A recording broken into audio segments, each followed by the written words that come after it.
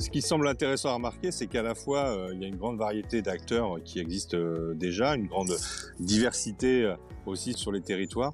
Mais ce qu'on peut constater aussi, c'est que ça manque de connexion entre les différents acteurs. Il y a plein de lieux d'apprentissage et d'échange sur l'éducation à l'environnement, mais entre l'éducation à la science notamment et l'éducation à la nature, déjà entre l'éducation à la nature et les gestionnaires d'espaces naturels qui font de l'éducation à la nature sur leur site, il y a parfois déjà peu d'échanges, et c'est vrai que c'est un regret qu'on a.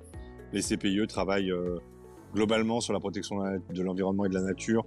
Nous, essentiellement sur les sites qu'on gère, on travaille parfois avec eux, mais finalement les liens sont pas très forts. Avec le monde scolaire, alors c'est aussi lié au fait que c'est compliqué parfois d'amener les gens dans les milieux naturels, là où nous on fait notre éducation à l'environnement dans les conservatoires d'espaces naturels.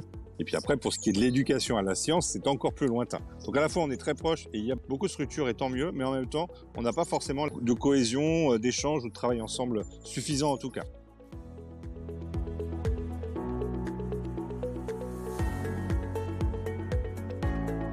On voit qu'à l'heure du tout numérique, des réseaux sociaux, plus que jamais, il faut que les acteurs travaillent ensemble et développent des choses qui permettent aux gens, alors les jeunes, les enfants, etc., mais aussi les adultes, de mieux comprendre le monde dans lequel ils vivent et de fait de pouvoir infuser l'éducation à l'environnement et à la science dans la société. Ce qu'on constate, c'est que par exemple, dans les personnels qui travaillent sur l'éducation à l'environnement, on a très peu de gens issus de la diversité. Pourquoi? Parce que finalement, la science, la nature, tout ça, ça ne va pas dans un certain nombre d'endroits du territoire. Les structures existent, mais elles sont pas forcément connectées. Donc nous, on a un regret, c'est que si les gens veulent s'approprier la science intelligemment et ne pas être sur des fake news, de revenir sur la Terre est plate et avoir peur des vaccins, eh ben, il faut que les gens soient éduqués. Or, retrouver une connexion que je trouve, il n'existe plus assez avec notre type d'acteurs que sont les gestionnaires d'espaces naturels pour prendre vraiment notre parti, c'est important.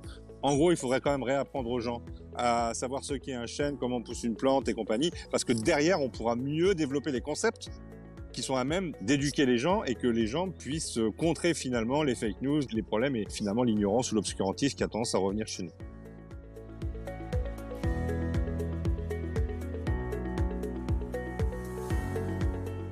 Moi, je suis pas langue de bois là-dessus.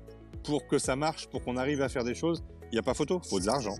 Faut de l'argent pour pouvoir mettre en place des actions concrètes dans tous les niveaux des sphères de la société. De l'argent pour avoir des emplois côté éducation à l'environnement, éducation à la science.